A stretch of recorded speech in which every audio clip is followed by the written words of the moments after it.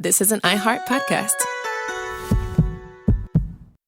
People ask us all the time how we can save the next generation. We've got our show, and the info is an antidote, but we also have a couple books coming out, Clay. That's right, and you can pre-order both of them right now and be book nerds just like us. You'll laugh, you'll nod, and you'll get smarter, too. Mine's called Balls, How Trump, Young Men, and Sports Saved America. And mine is Manufacturing Delusion, How the Left Uses Brainwashing, Indoctrination, and Propaganda Against You. Both are great reads. One might even say they would make fabulous gifts. Indeed. So do us a solid and pre-order yours on Amazon today. Welcome in, Clay, Travis, Buck Sexton Show.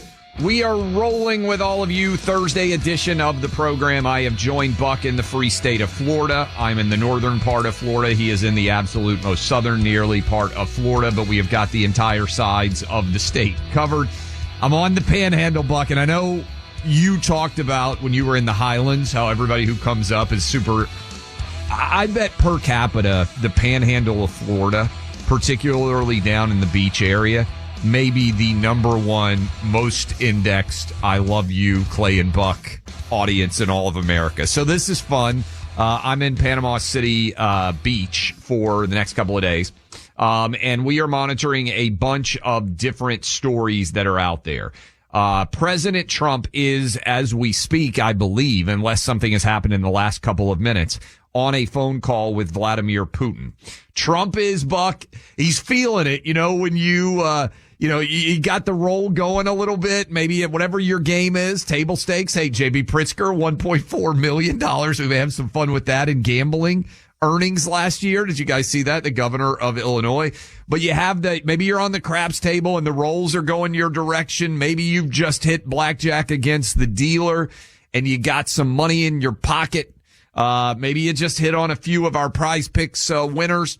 But President Trump is feeling it right now. He's got the peace agreement in the Middle East, and he now is stepping up. He's got Zelensky coming into the White House on Friday, and I think he's increasingly emboldened at his hand, so to speak, and the string of victories that he has put together. And I think he has expectations that he's going to be able to find peace in this Ukraine and Russia deal.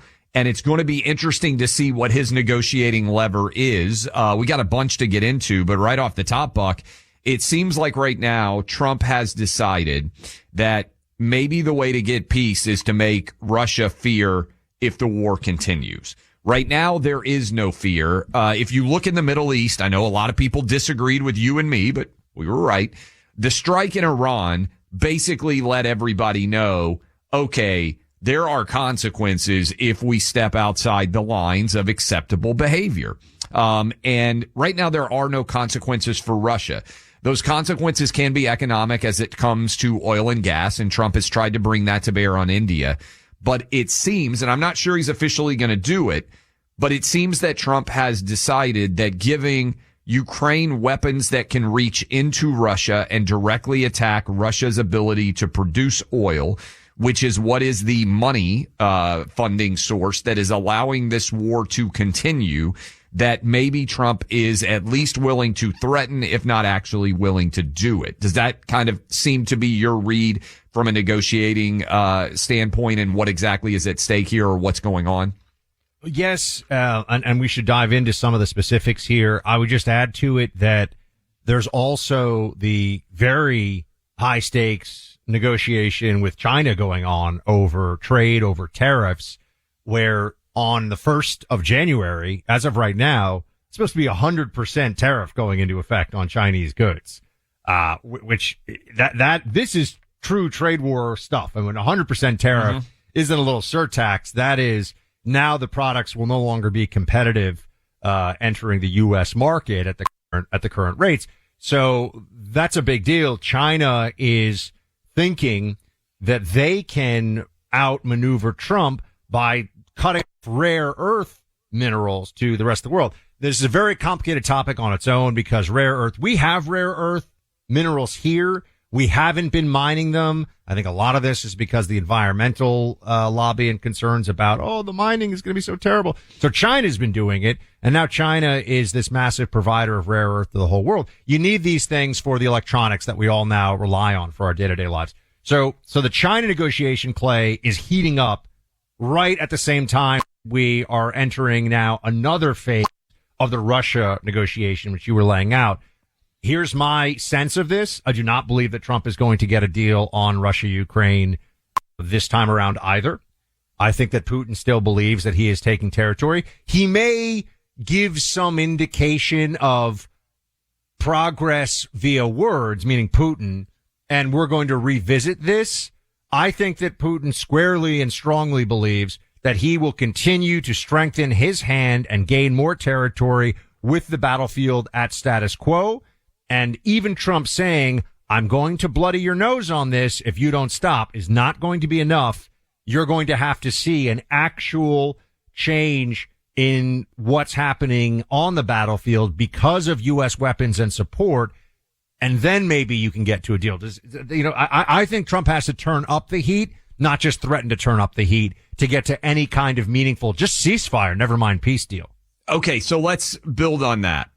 To what extent is giving Ukraine offensive weaponry going to lead to a more significant battleground, a more deadly, a more serious? Remember that Russia has nukes. Do you fear that if we accelerate the weaponry on Ukraine's side, that Russia will accelerate the use of weaponry on their side? Because that's the rationale for which giving Ukraine weapons that could strike into Russia have not been done to this point. Do you buy that as a fear that Russia will accelerate or increase the level of violence that they bring to bear? I do not. I think that Putin will make noise about that, but I think that there are a few reasons why he wouldn't do it. For one, you have Russian and Ukrainian troops in essentially a trench warfare standoff in very close contact. Such that if this was used, even a so-called tactical nuke used on the battlefield, you would be taking, I think, a substantial risk to your own forces, most likely. Now, people could say, what if he nukes Kiev or goes deep into the interior? Well, that's a massive escalation beyond what we have even seen. That would bring, I think, the international, forget about the international community, America, the UK, even China at that point would be like, what the heck are you doing? And you might have reprisals. You might have a response from nations that, takes us to a very scary place. I don't think that they're willing to do that. I don't think they would do that. If they start lobbing missiles into Moscow, maybe. I mean, there are red lines the Russians have, but I don't think that more effective weapons on the Ukraine battlefield against the Russians results in Russia deploying and using a nuke. That would be a very scary world if that happened. And I know that this is very high stakes poker, but keep in mind they've been dangling that threat this whole time. I think at some point people have to be willing to call the bluff on it. I'm not sure how far deep down this rabbit hole Trump is going to go. But I also think that he recognizes hey, Vladimir, let's be reasonable. Let's be reasonable men here does not work. That's not going to work with Putin. He is not reasonable in the sense of how we view reasonableness. I think it comes down to fear.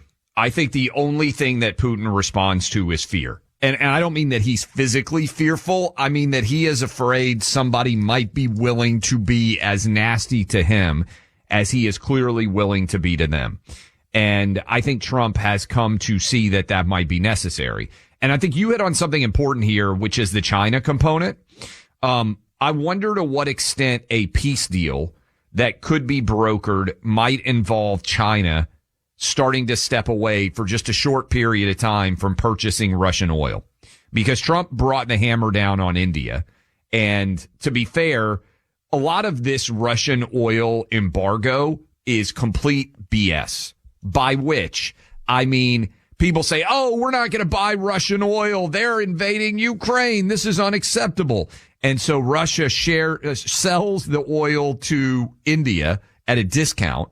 India then marks it up some and sells it back to the rest of the world. It's a ridiculous shell game. It's not a bad business for India, right? Because they're getting reduced oil gas cost, and then they're able to still sell at a reduced price as the middleman. But this whole idea that we've cut off Russia's outlets to the rest of the world with their oil is a total shell game. And Trump has recognized it. He's put the pressure on India. Now will China bend in any way? Because really, if you want to curtail the financial might of Russia, you have to end a fake game. Here's the other thing they could do. And there has been some discussion about this, much of it in Europe. Start letting Europe use all of the frozen Russian assets that have been seized in overseas bank accounts to pay for the war against Russia. That, to me, is something that could get Putin's attention in a significant way as well. I think, Buck, it is around $200 or $300 billion that has been seized in Russian assets in European banks by and large.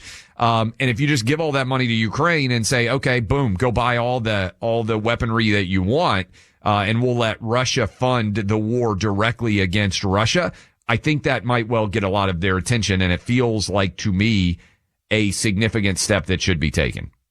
Yes, there's a lot here that could be done. Again, I think Trump is going to have to do it. I don't think that the talking about it to Putin, even from President Trump, is going to result in any real change here. That's just based on how this has gone so far. I would also say one of the challenges that we have, and Clay, this came up even in my discussions with the Taiwanese leadership in Taipei. One of the challenges is that even when America now wants to sell, not give, sell weapons to allies so they can defend themselves, we run into capacity problems.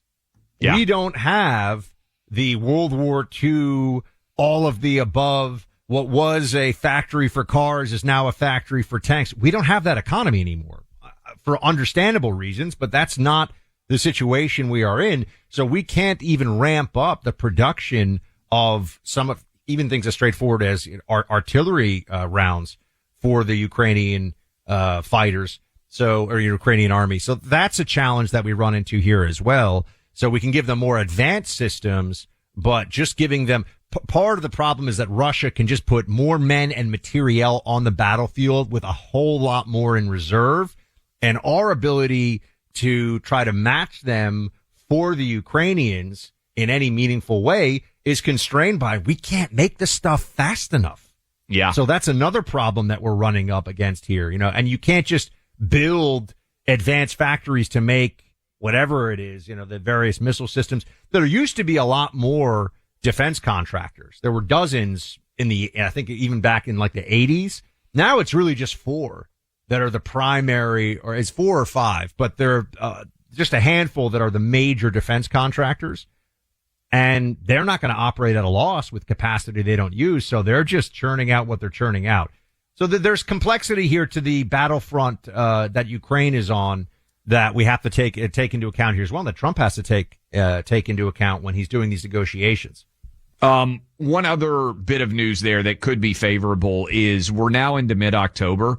By mid-November, the mud becomes so significant, according to everything that I've read, because winter arrives in Ukraine, that the battlefield movement and attacks diminish substantially, meaning we may now have several months where there isn't any ability to move the lines in an aggressive fashion. That might facilitate peace now to the extent that Putin feels like he's captured as much territory as he possibly can. By the way, several other stories out there. Again, we begin with that because Trump is on a call with Vladimir Putin as we are beginning the show with all of you. John Fetterman, big story in Axios that Democrats are unhappy with him and may be bringing a challenge in the Senate primary in 2028 in the state of Pennsylvania. AOC says Republicans are leading young men astray with their toxic masculinity. Mamdani went on Fox News with Martha McCallum as the New York City mayor's race inches closer and closer, just about 3 weeks away there.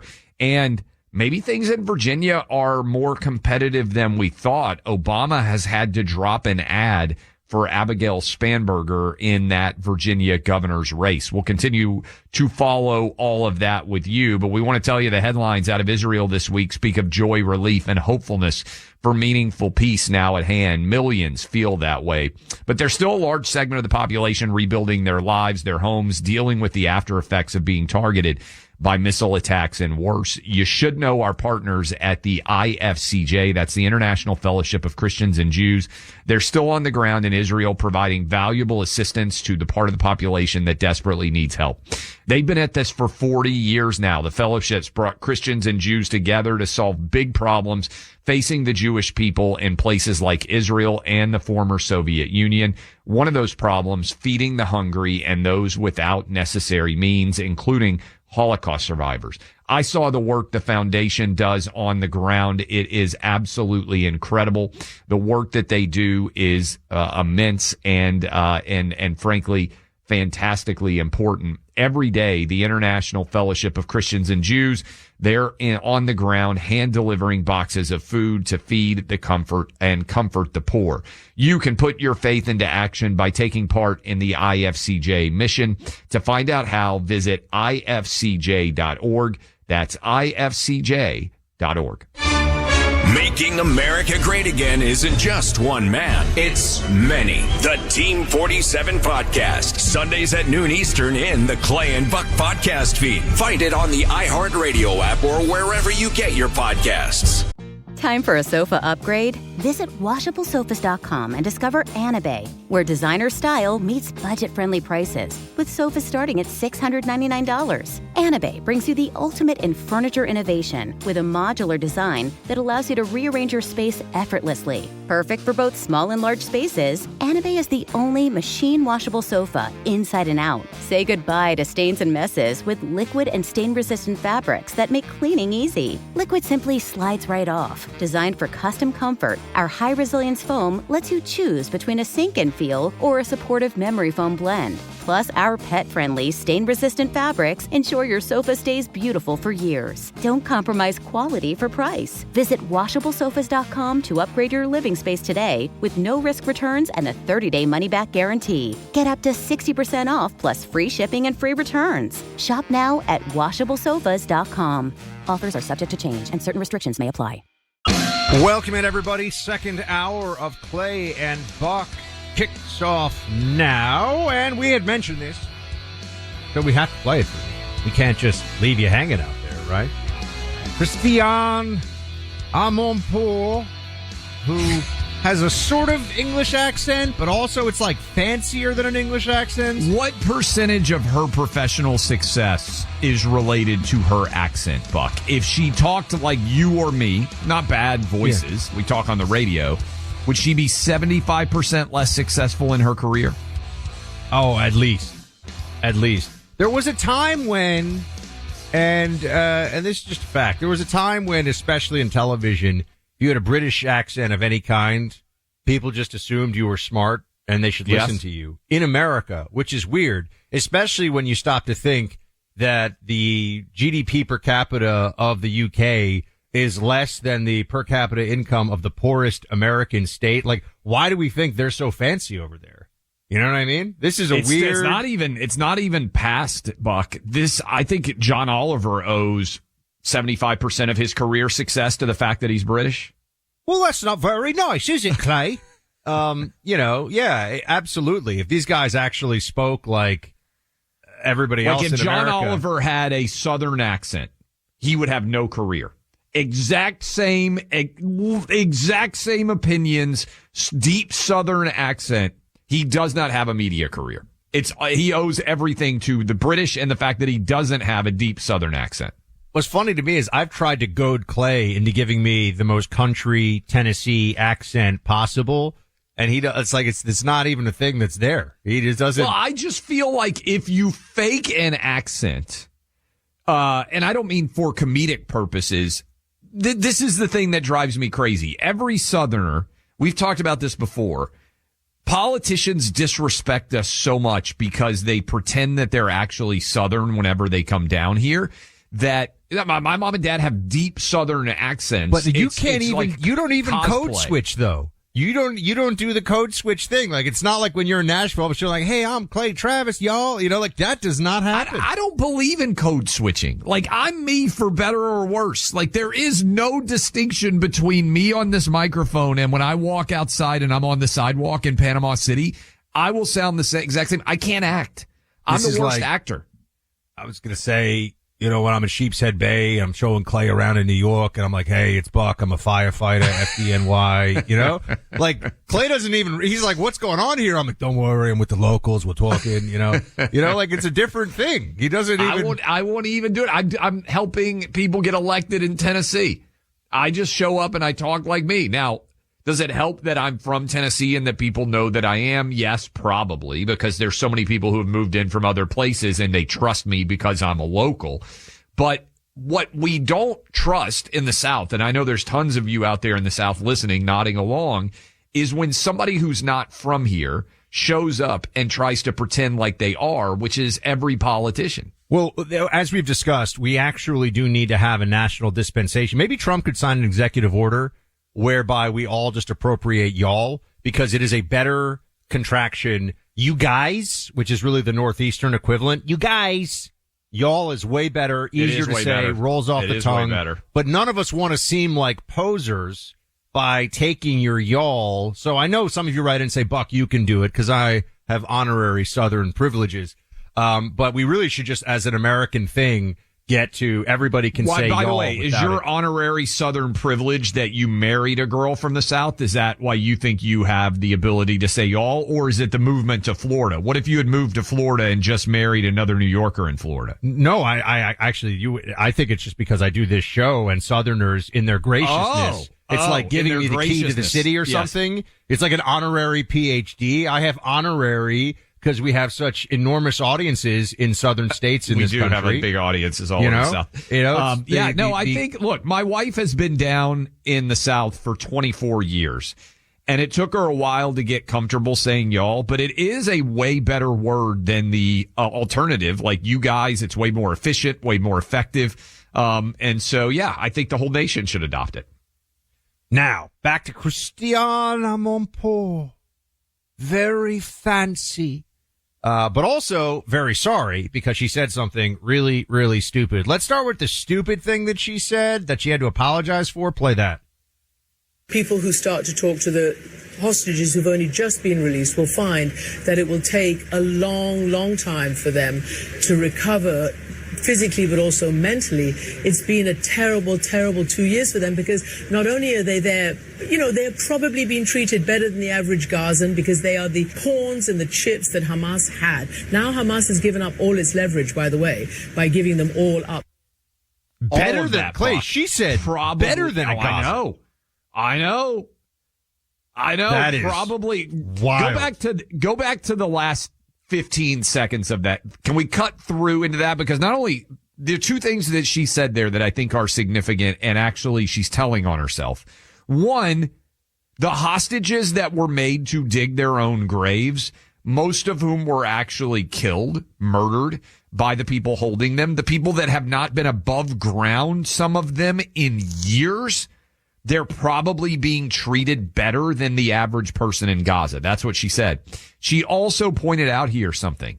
She said, well, this is a big risk for Hamas because they're giving up their leverage. This is something that everybody, she sounds like a Hamas. Leverage. She sounds like a Hamas negotiator. Honestly, she sounds like she could be doing the Hamas back and forth with Trump, etc. herself. And she's saying that because Hamas has told her that. Right. She has bought into the idea that Hamas, the average person in Gaza, is being treated way worse than the average hostage. Play that backside again, and then we'll play her apology where she tried to clean it up. But sometimes you got to listen to people because they will tell on themselves. And again, this was live television. Christiana Monport, who owes 75% of her entire career, at least, to the fact that she has an interesting accent that makes her sound smarter than she is. Listen. Terrible, terrible 2 years for them because not only are they there, they're probably being treated better than the average Gazan because they are the pawns and the chips that Hamas had. Now Hamas has given up all its leverage, by the way, by giving them all up. probably being treated better than the average Gazan. Christiane Amanpour on how the hostages are being treated. Okay, that was, I'm glad we played that. Then she had to clean it up because a lot of people saw that clip and said, my God, how did that air? And here was cleanup on Aisle Amanpour. This was CNN. Listen. I noted that for the hostages who are finally home, it'll take a long time for them to recover mentally and physically.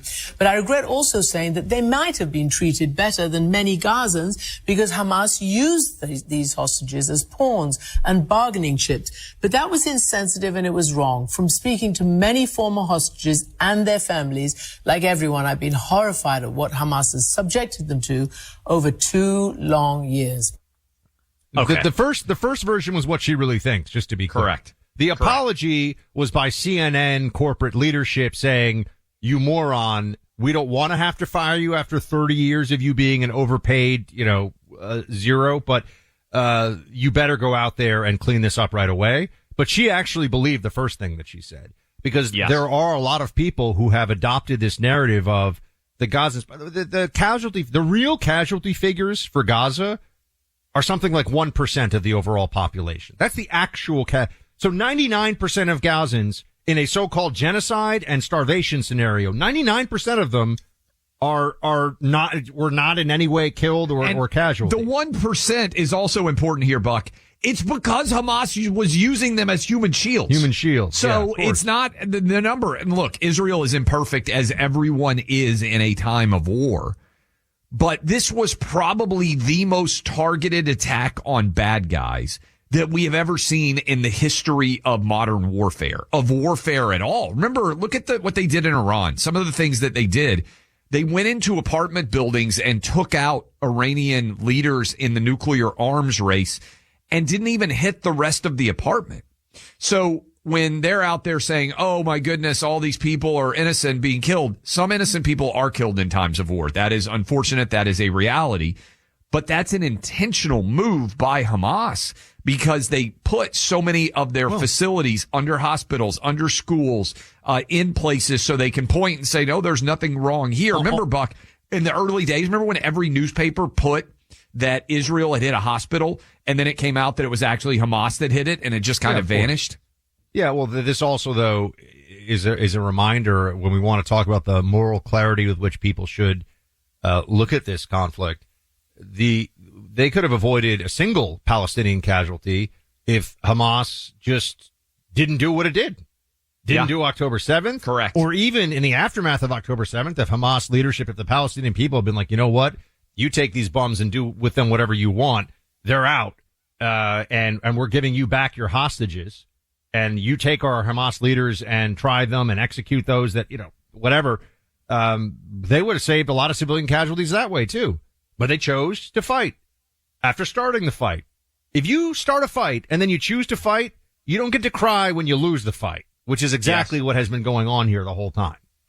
By the way, President Trump just tweeted, we'll read this maybe when we come back. He's been on the call with Putin our whole show so far today, Buck.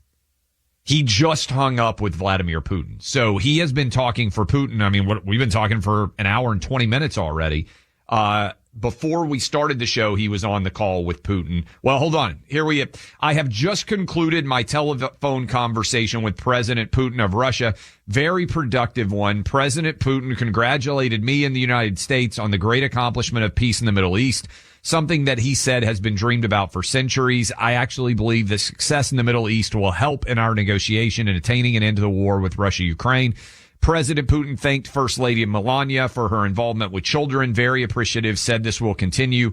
We also spent a great deal of time talking about trade between Russia and the United States when the war with Ukraine is over. At the conclusion of the call, we agreed there will be a meeting of our high-level advisors next week. The United States initial meetings will be led by Secretary of State Marco Rubio, together with various other people to be designated, a meeting location to be determined. President Putin and I will then meet in an agreed-upon location, Budapest, Hungary, to see if we can bring this inglorious war between Russia and Ukraine to an end. President Zelensky and I will be meeting tomorrow in the Oval Office, where we will discuss my conversation with President Putin and much more. I believe great progress was made with today's telephone conversation. That is President Trump 2 minutes ago. I hope President Trump is right. Let's see. That's, I think, where we have to be. We'll continue to look at the details and see if we can get a little more of a readout, some of the specifics from the conversation. Every single day in America, we lose around 3,000 unborn babies to abortion. For all of us who believe that life starts at conception, this is a tragedy. 1 in 4 pregnancy ending in abortion, 25%.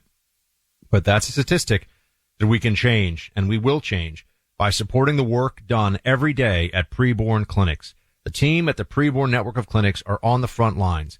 They meet with pregnant mothers who are in a crisis and who are leading toward perhaps an abortion of their unborn baby. Preborn provides them with a better offer: love, acceptance, understanding, support, and a viable alternative.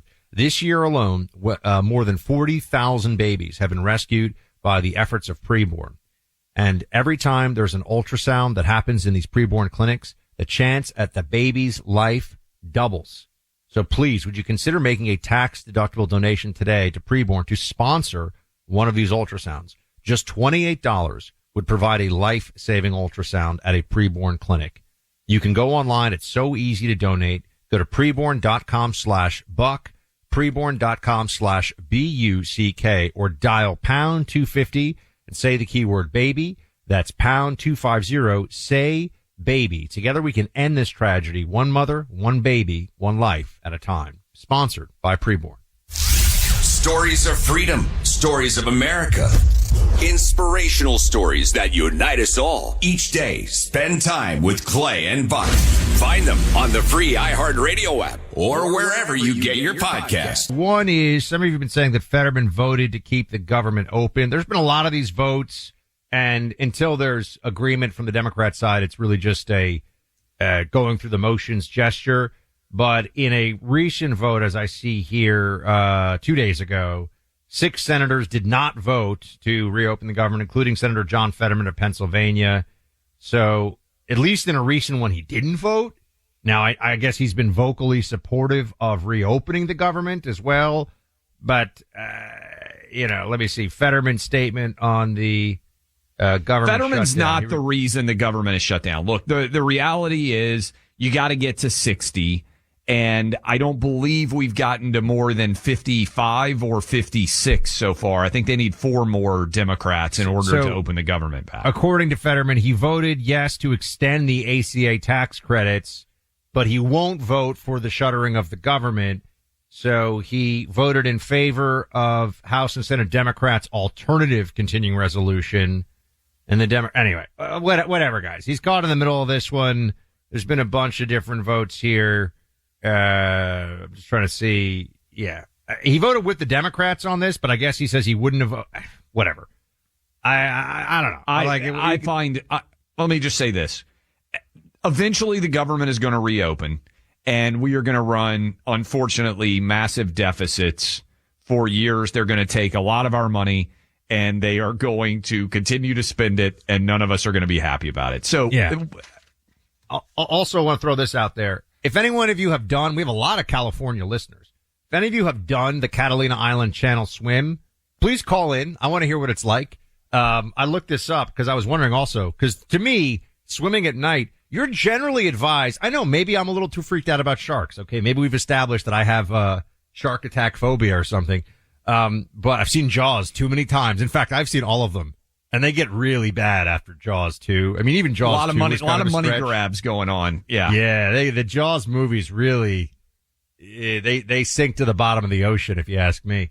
But the reason they do it at night, generally you don't want to swim at night because it's harder to find you, riptides, and also sharks. Sharks are more active feeding at night. But the reason they do it is because of all the, heavy boat traffic. Boat traffic. Exactly. That's what I was thinking. Which is even a bigger risk to swimmers because there's a lot of boats that are moving in that area and you don't want obviously any problems with that. So that's why they do it at night. Okay. Clarified that. The Fetterman vote thing sounds like he's trying to play a little bit of both sides on it, but nonetheless, that's where we are.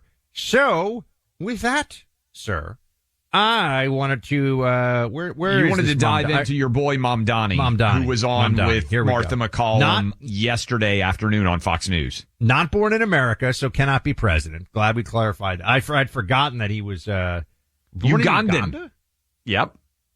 You know, I actually, random side note here. I had a good friend in college who was Ugandan, and he, his father came home one day and said, pack a bag to his family, to his 2 sons and his wife, pack a bag right now. We are going to the airport. And his father was a lawyer in Uganda at the time of Idi Amin's reign as president, but really as dictator, right? He was effectively the dictator of Uganda who was making perceived enemies disappear. And the story that, again, my friend told me was that his father showed up to the law firm late one day. He had some other business or whatever, and all the partners had been detained and disappeared. Yeah. Wow. Yeah. So, anyway, Uganda, if you have, I've told you and before, they ended last up thing, okay. He and the family got out of the they country. got out. Yeah. He made it to how you knew them. His dad became a professor in this country. They, by the way, actual refugees. Yeah. Right. Actual asylum seeker / refugee situation. That's what it's for. It's for someone's trying to kill me just because I, am like an educated member of the political opposition. Will you please take in my family? It is not, hey, I just crossed the border and I want to make more money here / get access to your welfare. Anyway. But if you have not, on the Uganda front, sorry to remind you, Mamdani's middle name is Kwame. Remember we talked about this? Oh, yes. And he tried to pretend that he was black for purposes of, or mixed race, for purposes of his Columbia application when he clicked African American on the, I know a lot of people have stopped talking about that, but he did that because he was born in Uganda and his middle name, he's Zoran Kwame Mamdani. And so he was hoping, I think, that the admissions counselors would think, oh, how many Kwames from Africa are not partly black, and that he would help him get into Columbia, which did not work. By the way, my Ugandan friend was most certainly black, and and he fled. And I would say, if you have not seen Last King of Scotland, that is which deals with this. It's Great a fictionalized, movie. But it deals with Idi Amin and what it was like under his reign, and it is a great movie, underrated. I think, and kind of forgotten now, but a really, really good watch. Although there's Forrest some very Whitaker is the star in that movie, right? Really, really, he plays the lead I also dictator. Think of, yep. I think of as an underrated actor in general. Also, I think Forrest Whitaker. People who know that he's actually really good actor. And he was phenomenal in that role. But yeah, some of the scenes will kind of traumatize you. I kind of wish they actually had toned it down a little bit with some of the brutality. But anyway, it's a very, very good movie. And there we have it. Okay. Now, Zoran Mamdani, born in Uganda. Zoran Mamdani, here he is. When he sat down with Martha McCallum, she got the exclusive yesterday to sit down with him on Fox. And I will note that you're going to see, Clay, more Democrats who realize they have to do this now. They have to be willing to sit down with not puff media that's just going to tell them how amazing they are, because they don't have the same media ecosystem dominance that they used to. So you're going to have to go in and talk to people at Fox News. Increasingly, I'm not saying it's going to be everywhere, but you're going to see more of this. Look, Gavin Newsom's been doing it, obviously, because he does want to run for president. But Zoran Mamdani was asked about Hamas, and whether they should lay down their arms. This is cut 22. This is what he said. I have no issue with critiquing Hamas or the Israeli government, because my critiques all come from a place of universal human rights. And my focus, however, is right here in New York City and transforming the most expensive city in America into one that's affordable for each and every New Yorker. But, okay, I want to get to that, absolutely. But do you believe that Hamas should lay down their weapons and leave the leadership in Gaza? I believe that any future here in New York City is one that we have to make sure that's affordable for all. And as it pertains to Israel and Palestine, that we have to ensure that there is peace. And that is the future that we have to fight for. But you won't say that Hamas should lay down their arms and give up leadership in Gaza. I don't really have opinions about the future of Hamas and Israel beyond the question of justice and safety and the fact that anything has to abide by international law. And that applies to Hamas, that applies to the Israeli military, applies to anyone you could ask me about. Clay, it sounds a little bit like Abigail Spanberger being asked about the trans issue, where you hear a bunch of words, but you don't get much of an answer. Martha is, I think, one of the best interviewers in news. And that's a very direct question. Should the terror organization lay down their arms or not so we can have peace in the Middle East? That's effectively what Martha is asking. And he, to your point, went full Abigail Spanberger and just talked his way out of having to answer that question. Look, Mamdani is really glib. He is really articulate. He is a handsome guy. He's way better at saying nothing than Abigail Spanberger is. And he smiles and he knows how to play the television game. And I am glad that he was born in Uganda, because earlier when you were talking about it, I've thought through this. He would 100% have an American presidential future in his horizon if he had been born in the United States, because he is that good at being disarming. He's wrong about everything. I want to be clear, wrong about everything, but talks a good game. And there are a lot of people out there that if you smile, I have talked about this with people on television for years. You can deliver absolute missiles if you smile while you do it. And if the better looking you are, the more you can get away with it. I joked about this with Tommy Lahren, who works at Outkick. Go listen to some of the bullets that Tommy Lahren metaphorically is firing, but she is so good at smiling while she does it, and she is gutting people, and they don't even realize it. And Mamdani is a handsome, good-looking, telegenic disciple of all the wrong messaging, but he does it so well that a lot of people just don't even recognize what he's arguing. And then there are other things that really appeal to young people. Hey, groceries are too expensive. Why doesn't the city of New York just run its own grocery store and then everything will be cheaper?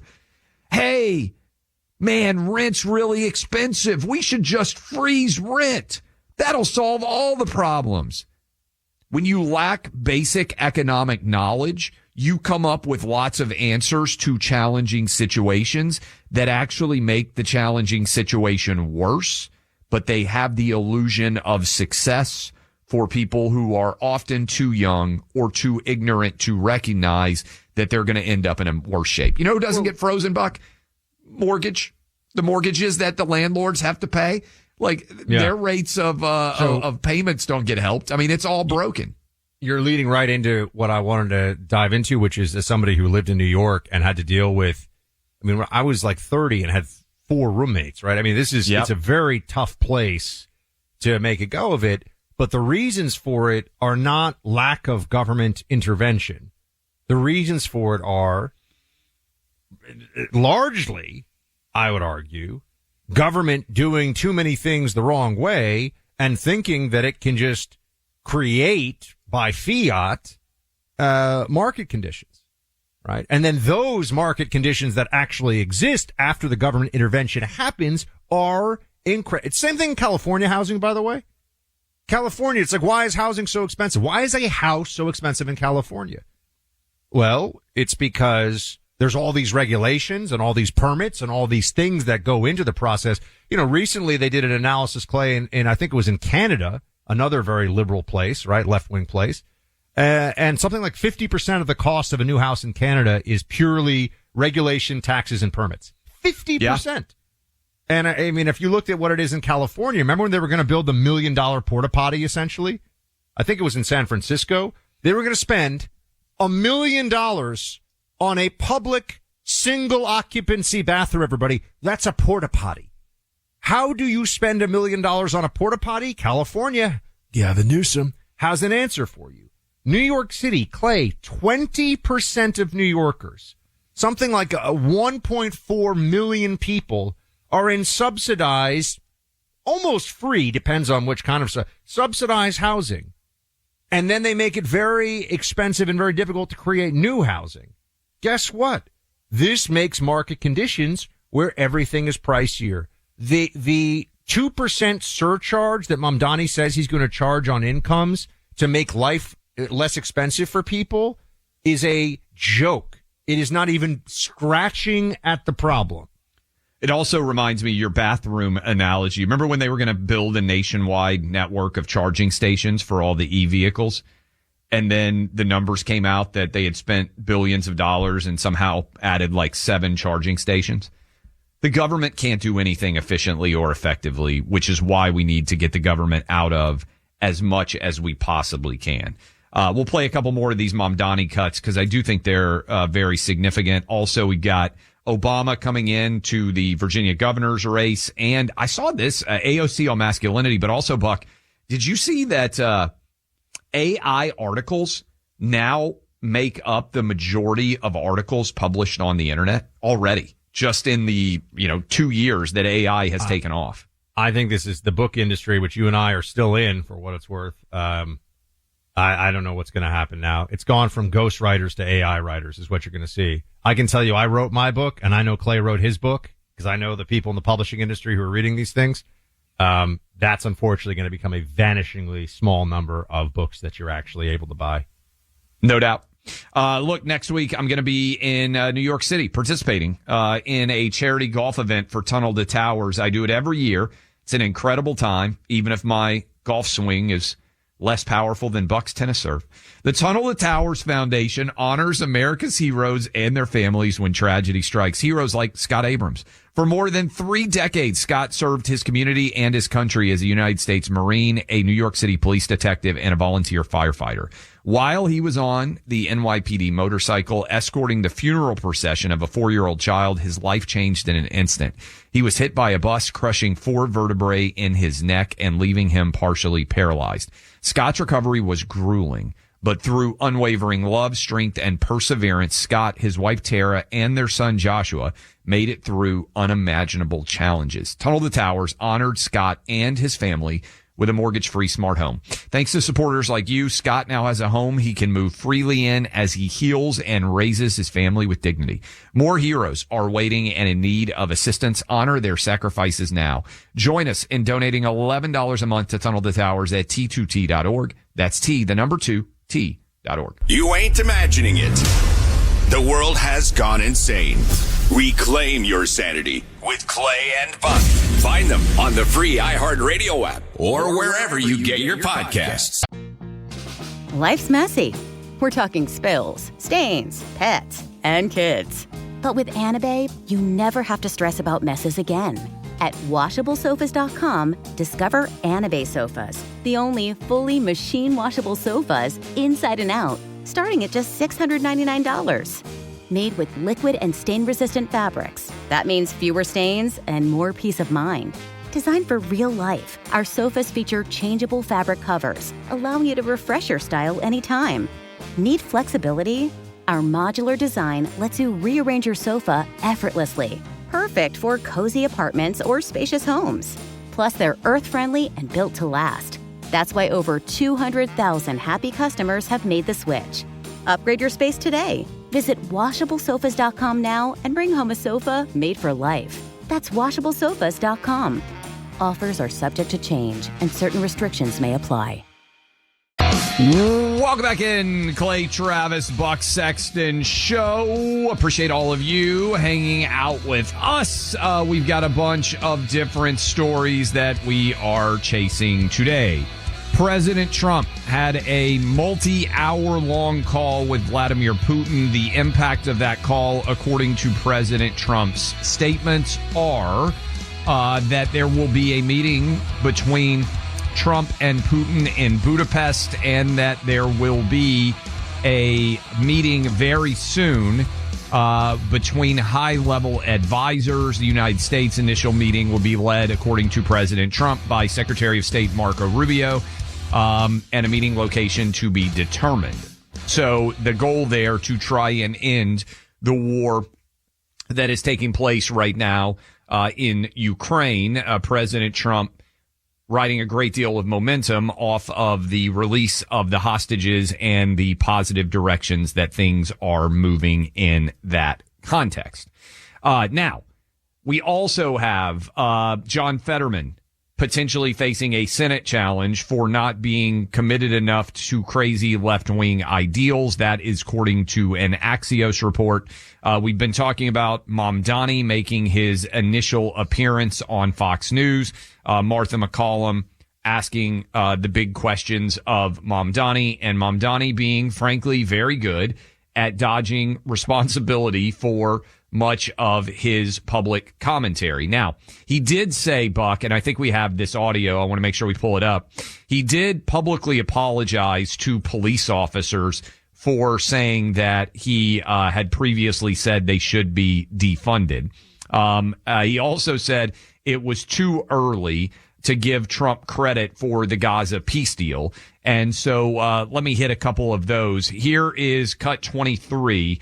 Martha McCallum says, hey, does President Trump deserve credit for the peace deal? And Mamdani said it's too early. Cut 23. I continue to have concerns because I've seen reports still just this in the last few days that 5 Palestinians were killed by the Israeli military. And that's what gives me pause about issuing any kind of praise or celebration at a moment when it is still so in its infancy. And what I will tell you is that in that same moment, it is also one that requires a focus on ensuring that that hope, that belief in a better future is one that is emblematic in our policies right here in New York City as well. And that's what we're hoping to lead with. So would you give President Trump credit or not? To any extent, credit or not? I think it's too early to do so. Too early to say. But if it proves to be something that is lasting, something that is durable, then I think that that's where you give credit. Can I just, one quick thing, Clay, because we talked about it. He's saying the 5 Palestinians were killed. Where's the outrage? Where's the condemnation, or even just the conversation about the public executions, summary judgment and execution of captives by Hamas that occurred in the last 24 hours? I mean, they're bounding and gagging, tying up, blindfolding, and shooting people in the back of the head on the street. And I don't see any of these people that are so concerned about Gazans concerned about those Gazans. It seems quite strange. Yeah, and I also think it's funny the way this is covered. There's a big article in the New York Times about Mamdani going on the Martha McCallum show. Here's a couple of the paragraphs. This is how the New York Times covered it. Since Mr. Mamdani's rapid rise to the top of New York City politics, Fox News has led a right-wing media effort to characterize him as an avatar of the Democrat Party grown too beholden to its factions on the far left. The network's contributors often point to his thin political experience, past comments about law enforcement, and proposals to increase taxes on New York's wealthiest residents as both disqualifying and dangerous to New York City, America's largest financial center. Yes, this is all very accurate. It's written as if it's like, oh my goodness, can you believe all the crazy things they say on Fox News about Mamdani? He wants to tax everyone who makes money in New York City into virtual oblivion. So that is one star of the New York City Democrat Party now. The other star of the New York City Democrat Party in New York City is AOC. And I wanted to play this for you, Buck. This was last night. Bernie Sanders and AOC had a town hall with Caitlin Collins. And she was asked, AOC was, why are Republicans successful online? And she said 2 different things. One, because we'll just listen to her. I won't characterize it. Here's cut 18. When they talk about Republicans and their success online, they have been successful because they have also been very clear, especially digitally, about what they believe. That women are inferior, that they do not deserve equal rights, that they believe that LGBTQ Americans are subhuman, that they believe and are circulating disgusting racial and white supremacist messaging that they are able to get away with digitally and online. Get away with. they have no hope for young men. I mean, I just wrote a book. It's coming out called Balls, Buck, but this is not a good pitch. I just don't think AOC is very aware of how the internet works based on that answer.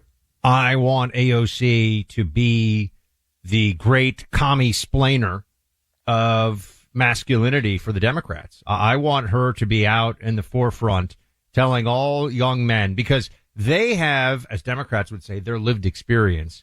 They have been through, men particularly now in their 20s, they've been through the COVID shutdowns and the complete eradication of free speech, scientific inquiry, and everything else that the left manufactured during that. They've been through the toxic masculinity talks. They've been through CNN doing documentaries about how college campuses are, quote, like hunting grounds for the constant sexual assaults and sexual abusers that are other college students. That's what they're saying.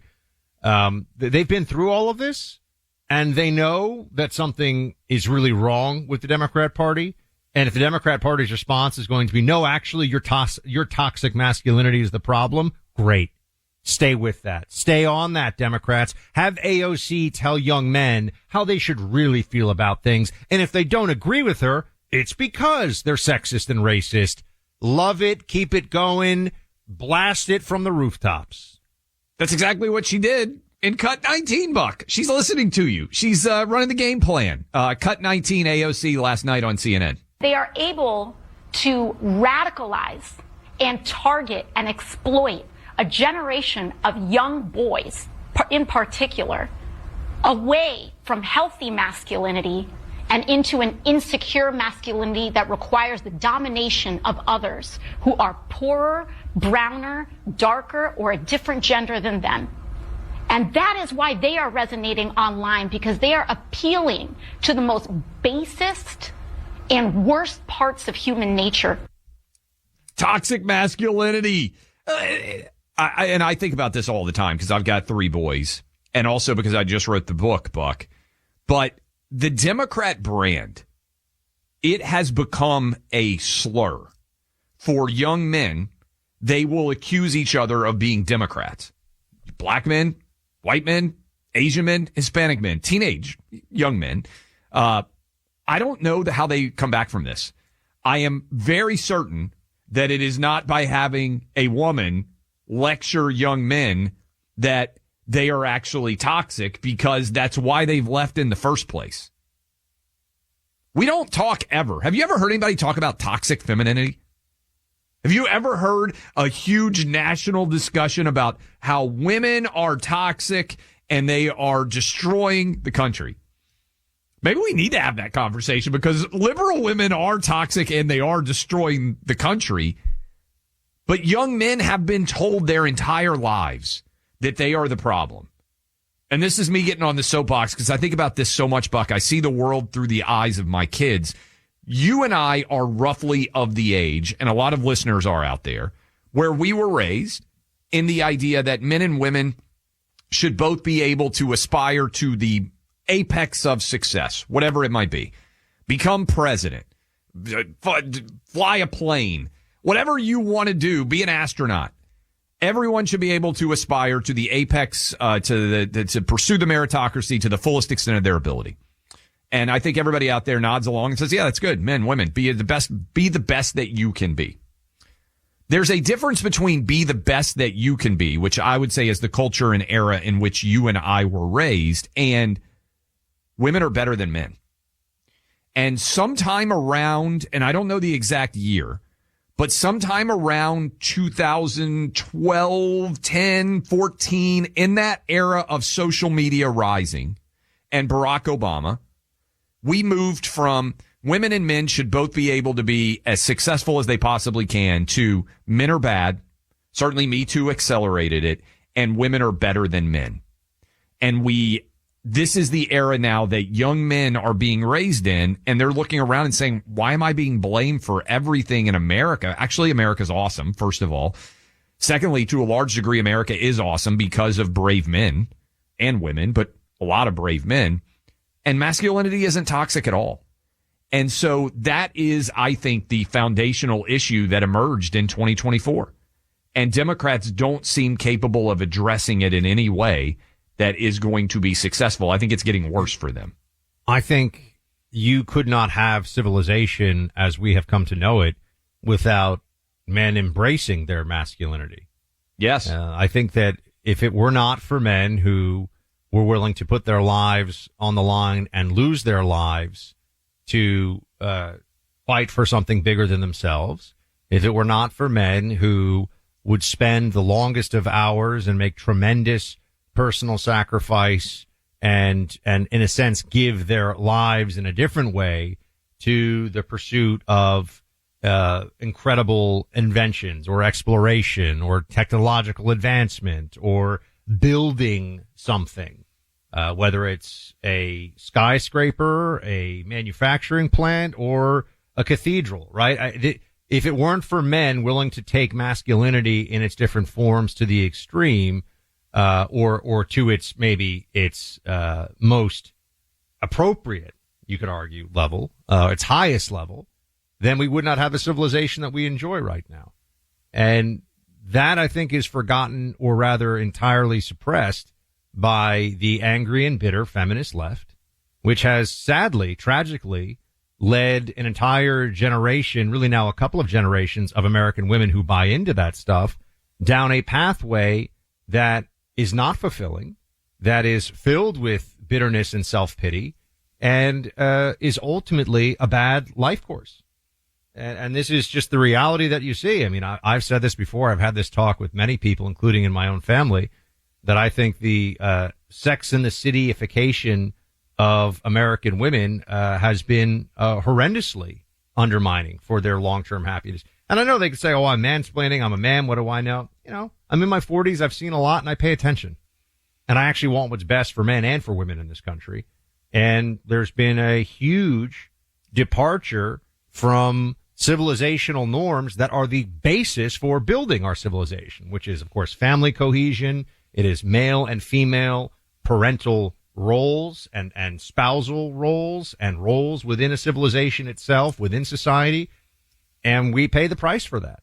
And you can just see this all around. Clay, it's a very sad thing. We talked about this another day. I know so many women now, because they're my age, that I grew up with in New York, who did this sort of eat, pray, love through your 20s and 30s thing. And maybe they had some job in, I don't know, marketing or PR or advertising or something that they liked, but weren't really that invested in, not like a life's calling. They're not heart surgeons. Yeah. And now they're unmarried. They look around. They don't have families. It's hard to start a family at that age. Biological reality kicks in. Being 44-year-old woman, it's not easy to have kids. And they look around and they want someone to explain this to them. And unfortunately, the Democrats say it's men's fault. Yes. And that's not true. So this is where we are. I don't know if people can see it in some other lens or some other manner. But men, I think, see this and say to themselves, I didn't cause this.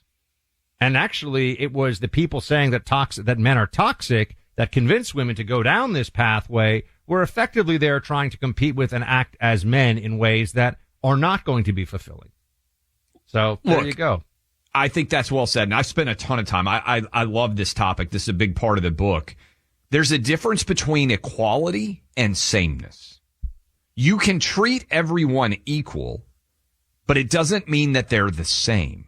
And we spend so much time on this idea to kind of build on what you said and kind of maybe distill it a little bit. We have told men they should be more like women, and we have told women they should be more like men. And the result is men don't like, by and large, women who act like men, and women do not like men who act like women. And so when you're trying to androgynize the sexes, you're actually driving everybody unhappily away from each other. And to Buck's point, this is what you end up with. A lot of people who are sitting around saying, wait a minute, I made all these good choices and I wanted to have kids and I can't find a man. It's the man's fault. That's where we are. And they vote Democrat. If I had to take a wild guess on the number of pictures and videos Carrie and I have made in our son's first 6 months of life, I mean, it's probably in the thousands. He's so cute. We can't help it. But having an iPhone handy to capture every moment makes it so easy. But remember back in the day when you had to have like a Polaroid or VHS camcorder and all these technologies that are gone now? What happens to all that stuff? Well, thanks to Legacy Box, You can now get it all digitized. It's so easy. It's fantastic. Those old baby pictures, videos of Christmas, videos of holidays and school plays and all kinds of stuff. Legacy Box can transfer that for you. They've done it for more than 1.5 million families, including mine and Clay's. So Legacy Box is just the best in the business at this, and it's such a fun thing to do, especially as we enter the holidays.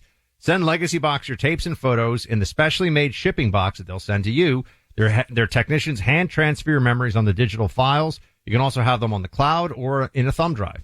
Go to legacybox.com/buck. Save 50% on their services now. That's legacybox.com/buck to save 50% off. legacybox.com/buck. News and politics, but also a little comic relief. Clay Travis and Buck Sexton. Find them on the free iHeartRadio app or wherever you get your podcasts. This is an iHeart podcast.